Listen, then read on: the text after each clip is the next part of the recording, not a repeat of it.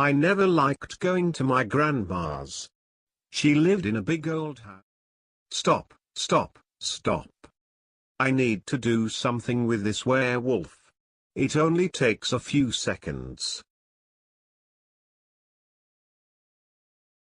Yes, like this.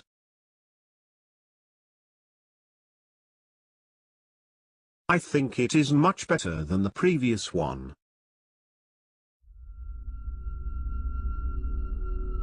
I never liked going to my grandma's. She lived in a big old house that gave me the heebie-jeebies every time I saw it. She lived in a small village. One of the everybody knows everybody type villages. I'd much rather spend my summer with my friends here in town, but what can I do? But grandma is family and you have to visit her, my dad would always say. Just be a good kid and maybe your old gram will give you some money. This sentence would quiet my muttering every time and my dad knew it. You see, sometimes I felt bad for my dad since I wasn't always a good and obedient son, but he was always a great father to me. My mom abandoned us when I was 1 year old. My dad says she just ran away but never told me the reason why.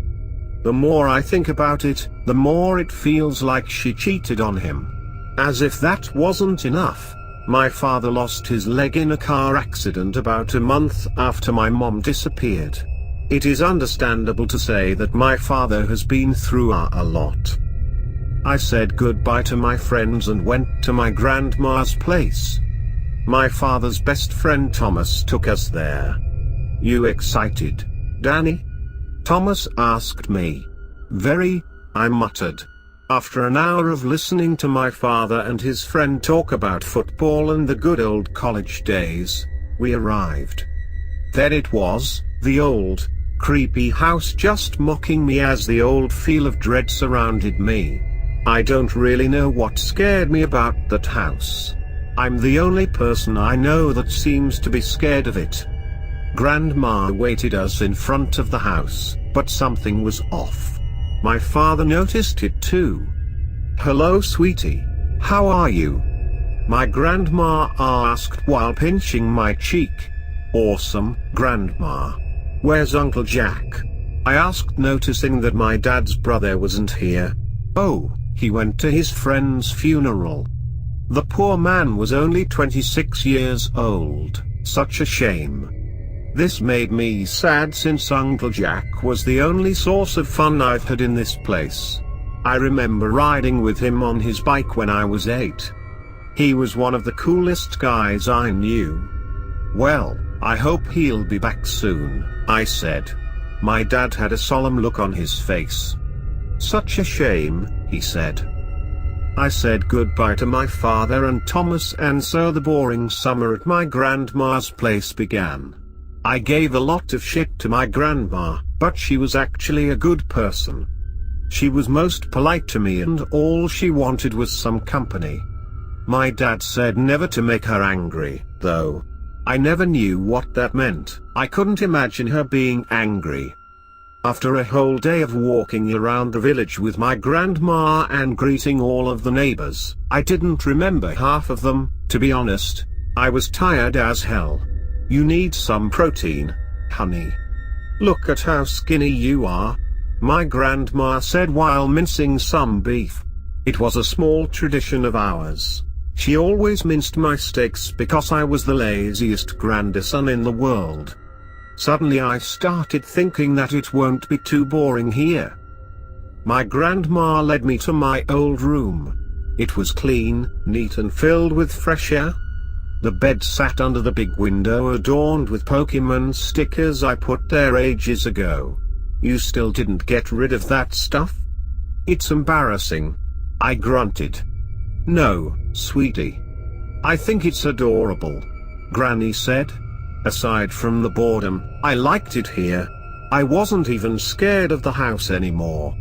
It proved to be a very safe and comfortable place. And then it happened.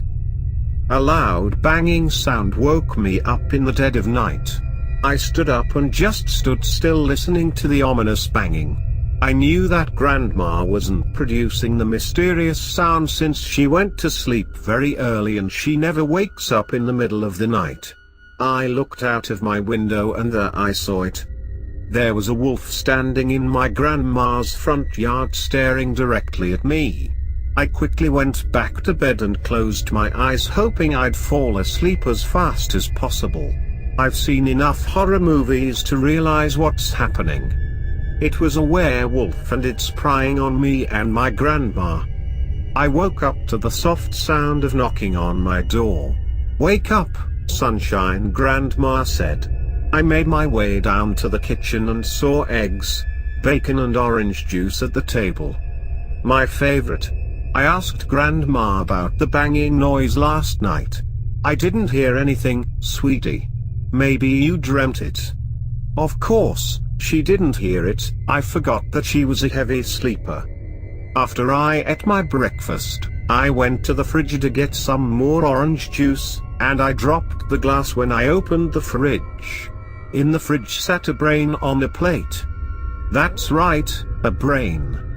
"What's wrong, honey?" my grandma asked. "What is this?" I asked. I was creeped out since I've never seen a brain outside of TV. "Oh, the old Mrs. Hannon brought me her pig's brain. She never liked eating them, but she didn't want to waste them either, so she always brings them to me," she explained. "Whatever. That's gross, Grandma," I whispered. "You city kids have no idea," she muttered. I spent my whole day outside exploring the village. It always reminded me of the Shire in The Lord of the Rings. Life was simpler here and people didn't rely on technology as I did. They enjoyed living here. There was a small hill rising above the village and the view was breathtaking once you make your way to the top. On one side you can see the village and on the other, you can see a big lake surrounded by the woods and occasional lake houses. I sat on the top of the hill enjoying the view and fantasizing about living in a lake house when a female voice brought me back to reality. "Hey, are you new here?" the girl asked me. "I've never seen you here before." "I'm Hannah." "No, I'm visiting my grandma. My name's Danny, nice to meet you," I said while shaking her hand. "Cool. So, how old are you?" "I'm 12, I said. "How about you?" "I'm 13, she said while sticking out her tongue. "Dang it," I said while making a funny frown. She laughed. It didn't take a long time for me to notice that Hannah was stunning. Her blonde hair fell over her blue eyes that looked like they could see my soul. She had a slim figure and was slightly taller than me. The thing about her that blew me away was her smile. It was impossible to be sad when she smiled. She was my dream girl. I fell in love for the first time that day. I've seen that kind of thing happening on TV, but it was weird for me to experience it in real life. "Do you live here?" I asked lamely while blushing. "I do," she confirmed. "Do you know anything about wolves? Are there many of them around here?" I asked curiously. "Oh yeah," she said. "This village is known for having a lot of them near. They live in the woods next to the village." "Oh no. I have to go, it's getting dark. I'll see you around, Hannah," I said in a hurry. "See you," she said. I quickly went home to make sure my grandma was safe. But I noticed something strange in the corner of my eye. I saw Uncle Jack's watch lying in the corner of the hallway floor. It was weird because he carried it all the time. He only took it off when he went to sleep. I asked Grandma about it, and she said that he probably forgot it. He was in a hurry because of the funeral anyway. That night I fell soundly asleep and luckily there was no banging sound like I've anticipated. Grandma seemed to be off lately, but I brushed it off. It was probably Uncle Jack. They had a big fight before I arrived. I've spent another couple of weeks at Grandma's before my father and Thomas came back for me.